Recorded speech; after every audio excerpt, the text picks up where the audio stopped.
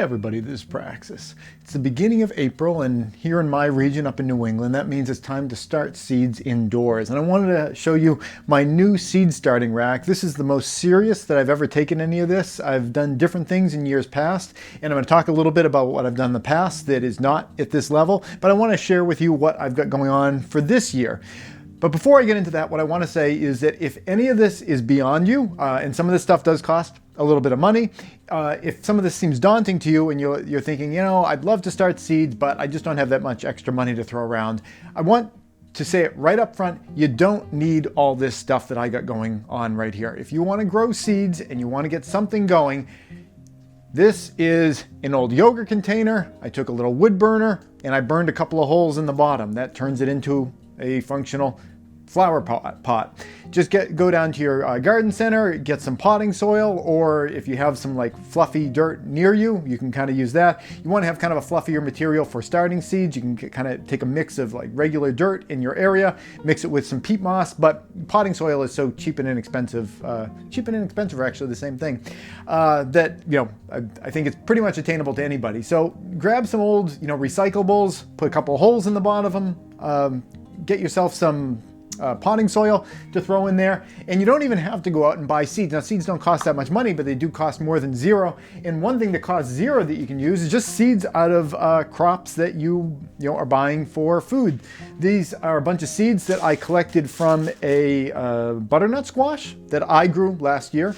But if you buy a butternut squash at the grocery store, you can grab some seeds out of there. Squash are great because the seeds of them are good when the crop is ripe. Some crops you want to let get past the point where they're kind of like ripe. An example of that would be corn. The seeds on corn, if you buy corn on the cob, the seeds aren't really ripe yet, so you can't like save a corn on the cob and then actually expect to plant it. But if you're buying squash, the seeds that you're getting in there are all going to be good. These seeds are from a spaghetti squash. Now, this doesn't mean that every single plant that you buy in the grocery store is going to be giving you viable seeds, but if you don't try at all, then you get a 0% chance of success if you don't even give it a shot. So if you want to do any of the stuff that I'm talking about in this video, don't get all caught up in the idea about like, oh, I'd love to, but I need more money in order to do it. Recyclable containers, dirt, preferably potting soil, which really isn't all that expensive. And if you don't want to buy seeds, just grab seeds out of things that you bought at the grocery store. These are squash seeds. What are some other things that you might want to, I'm not going to give you a list of seeds. Tomatoes, that's another really great one. In fact, what I would say is my most successful tomato plants, generally speaking, are the tomatoes that I have bought from the grocery store and I've thrown them into the compost, and there were some seeds mixed in with them. And the tomato plants that grew out of my compost that I never even intentionally planted, those are generally my most successful tomato plants every single year, not the ones that I go through the trouble of caring for and putting in my garden. So, stuff that you randomly get from the grocery store quite often will have viable seeds. Give it a try. Worst case scenario, it doesn't grow, and then you're no worse off than you would have been if you didn't even try. Okay, so let's get into the actual video. But I wanted to put that out front because I know on prepping channels in particular, people are always talking about like, you want to buy this thing, you want to buy that thing. You don't have to buy stuff in order to be prepared. You don't have to buy stuff in order to make your life, better, more functional, and more detached from a lot of our society, which we know is not always 100% reliable. There are things you can do to achieve a lot of these things where you don't have to put in the money. But I'm going to be talking about the stuff that I put together here, some of the benefits of it, why I felt that because I had the ability to achieve some of this stuff, I think that it's going to be a little bit better for me. But again, saying it one more time, this is the last time, you don't need all this stuff. Just get some containers, some dirt, some seeds, put them together, see what happens. Okay, so what do we got going on here? This is a wire rack shelf that I bought specifically for this purpose. It is just about 3 feet wide. I think it's 36 inches wide, 14 inches deep. It's something about like 50 inches tall, and it's got 4 shelves on it. What I've done is I have attached to the bottom of 2 of these shelves these Mars Hydro lights. Now, these are one of the items that come with a significant cost. I think each one of these lamps was just about $200, and I bought 2 of them. The reason that I went with this brand is it has a very good reputation. I'm looking for something that's very energy efficient, so I am not using that much energy to put into my plants. Like if I am in a situation where I don't have access to that much energy. We run our house mostly here on solar. In fact, the camera is running on solar. This light that's illuminating my face is running on solar. Everything that I'm going to be turning on here is all running on solar. If we have a series of cloudy days, I may be in a situation where I would feel like I wouldn't be able to run this because maybe we don't have enough energy in the battery. So I wanted to make sure I got something energy efficient and reliable with a good reputation. So I went with Mars Hydro, and I got 2 of them. Each one's 40 inches by, I think, like 10 inches wide for each of them. It might be a little bit narrower. And I've got 2 of them mounted to each of the shelves. Now, frequently when people will use these kind of lamps, what they're going to do is they're going to have the lamps hanging, and they're going to make it so that they can adjust the lamp so it can get closer or farther away from your seeds. And this is what I'm using for my seeds here. This is just something I went and I bought at a garden center. These are not very expensive either, but again, like I said, you don't have to buy this. You can just use little cups or whatever, recyclable containers and things like that. I got these because they only cost a couple of dollars. I've been rocking this one for probably almost a decade or so. I'm careful with it. I mean, it's not the highest quality plastic, but as long as you treat it well and you don't leave it out in the sun, they've been going for almost a decade here for me, so they're doing pretty well. So I've got these, and normally what you would do is you would take the lamp and you'd bring the lamp down really close to the soil, and then as the plants start growing, you're going to raise the lamp up so that you make room for the plants to grow, so they're not touching the lamp. What I decided to do on this was a little bit differently. I decided to do it a little differently, which is what I mean to say. Instead of making the lamps go up and down, I decided to make the lamps fixed. I attached the lamps directly to the shelves themselves, and I made this platform which can hold a couple of these seed starting trays, and the platform is using paracord, which is kind of threaded through it, and the platform goes up and down. Now, why did I choose to do that? Primarily is because I felt like the lamps, they're the technology. I don't want the technology banging around. If I need to move this thing, I don't want to feel like, my lamps kind of, banging side to side and everything. I wanted the lamps fixed in place. And with these seed starting trays, when I move this, I can move the seed starting trays off, and then, this thing can kind of float around as it feels that it needs to. But I felt like this might be a nicer way to do it. So you're moving the plants up and down underneath the lamps. The other ability that I have is that, let's say I have some plants on one side that want to be, they're shorter and they want to be closer to the light, and I have other plants that are next to them that are a little taller and they need to be further from the light. If you're just moving the light, I guess you could maybe make the light crooked or something like that, but the way that I've got it here, I can have some things closer to the light and some things further from the light. Now, having this one platform that goes all the way across, that eliminates that as an option.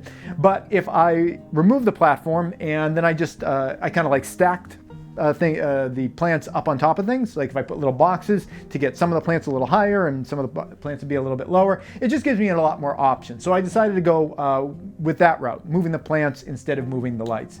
Now, I mentioned I have 2 of these lamps. I've got one on this shelf, and the other one is connected just below it on the shelf below. For this season, I'm only going to be using the one lamp. Now, why did I buy 2? 2 is one and one is none. And also in the future, that gives me room for expansion.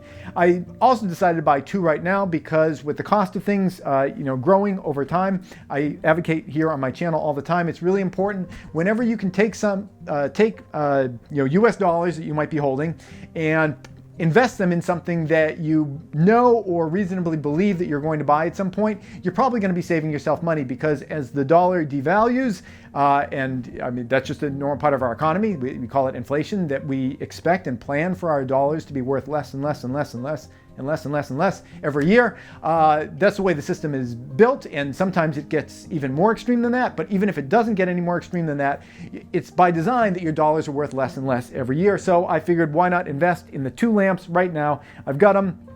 I'm sure, 5 or 10 years from now, if I wanted to buy another lamp, it would be a larger investment than it was for me, to have done this year. So that's the reason that I got both of those.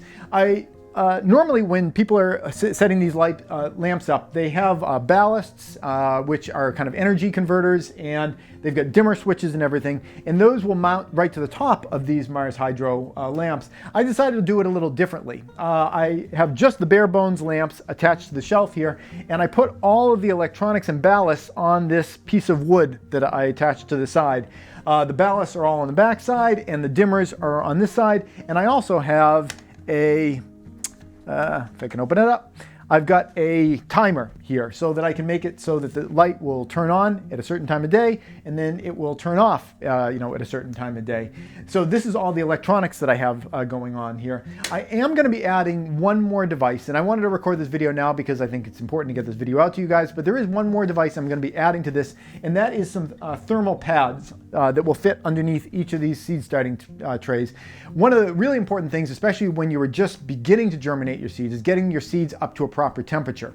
The light is really important once they start growing, but what's really important is getting that proper temperature in the soil. So what I'm going to be adding is a couple of pads that'll fit under each of one of these trays, and I'm going to have those set onto a little bit more electronics devices up here, where I'm going to have a temperature sensor that will manage that temperature to make sure that they stay at that optimal temperature, which I forget, it's somewhere around like 70 or 80 degrees or something like that, to get the things germinating. So that's the only thing I'm going to be adding to this, after the time of this video recording. One thing I wanted to mention about the timer, and this is something that it took me a little bit of time to kind of think this through and make sure that it made sense in my mind. I mentioned that our house runs on solar power. And you might think, well, if you're running a house on solar power, running these lamps off of electricity, wouldn't it just make more sense to bring the plants out into the sun and use the sun when you have the sun, and maybe you can use some of this electric augmentation to give them a little bit of extra light later on. Yeah, that could make sense, but the reality running the solar electric system that we have on our house is that each morning you wake up and the batteries are a little bit on the low side because you were using power through the night. The sun comes up, the sun hits the panels on our roof, and within like an hour or two, the batteries are maxed out. And the majority of the day, from a couple hours after sunrise until the sun's starting to go down, we've got way more power than we have anything to do with. For the majority of the day, there's just the batteries can't take anymore, and it's just it's kind of going to waste. And then you go into the evening, and you start kind of triaging your electricity use as you go into the evening. Whenever we're doing something like washing laundry or doing anything that uses a lot of electricity, we always do that stuff during the daytime. The nighttime, we try to do just bare minimum kind of things with electricity, so that the batteries don't get drained too much through the night and they're ready to get recharged the next morning. So the reality is, whenever the sun is up for us in a position where it would be appropriate for giving sunlight to these seeds, we've got way more energy than we need in the system anyway. So what I've been thinking about initially was kind of moving these seeds back and forth, or positioning them in a place where they kind of get some sun, and this could be some extra light to add to that. But it just became a reality to me that you got way more energy than you need. So what I've decided to do is, I didn't put this in a sunny part of the house. We've got the solar panels are collecting energy right now. It's not being used. So we have them just sitting here, and I'm not going to be chauffeuring them back and forth at all. And I think that makes a lot of sense for my situation, because I live in a situation where my energy is free all day long and it's use it or lose it. If you were in a situation where you don't have free solar power all day, you might want to make kind of a different choice, where you do bring them out and put them into the sun during the majority of the day, and maybe you just add a little augmentation of sun, artificial light at the end of the day. I can't comment on what would be best for you, but for me, this just made sense because, of what our setup is. So let's see how the whole thing works here. We've got a power strip in the back, and I've got the two dimmer switches here. This one functions the top light, and you can see this is maximum brightness. These guys pump out an awful lot of light. Right here is 50% illumination, 25% illumination, and we can go down back to 0. And we've got another switch right here for the lower rack on the bottom. And for this season, I don't anticipate that we'll be using that one at all, because we're going to be having all of our plants up on the top here. So this is what we've got going on for this year. I'm excited about it because in years past, I have always just placed my plants out in the sun, and I haven't given them any additional daylight. So, they would just get the amount of daylight that you would have, during April, and things went all right. But I know that my dad, he has always used grow lights, and he'll grow a bunch of different plants, and usually around this time of year, and I anticipate I'm going to get a call from him in maybe like a month or so, and he's going to say, I've got these, like so many extra tomato plants and so many extra this plant, because he always grows more than he needs. And he's going to ask me, well, would you like to have some of these? And he has a very small garden space, so I'm always kind of like, yeah, okay, bring them by. You know, we can always find someplace for him. And I always try to find someplace for him, but it's embarrassing to me. No, it shouldn't be embarrassing. It is not embarrassing, but it's very telling that when he brings his plants, he's usually got them in not these kind of yogurt containers, but like the big kind of yogurt containers. So he's got them transplanted into that, and he's got tomato plants that are like that. You know, there's the container, and then they're like that tall. And I've got my little seed starters, and mine are like that big at the same time. So the only difference between the two of us is that he exposes his to a heck of a lot more light. You know, there might be some other differences as well. A lot of variables, I suppose, but that's one of the big ones. So that's one thing. This is a competition between me and my dad.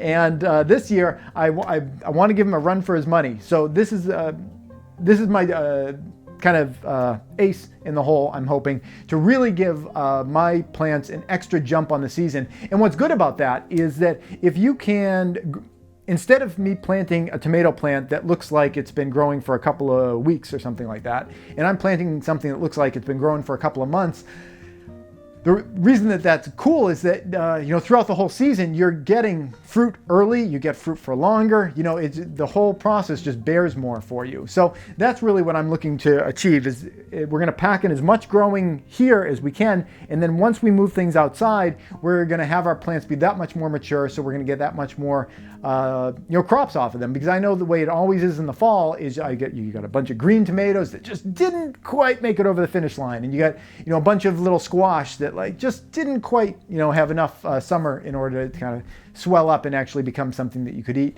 So by doing this, I'm hoping that some percentage of all those kind of inedible crops that are just for the chickens or the compost will actually become edible crops that we can use.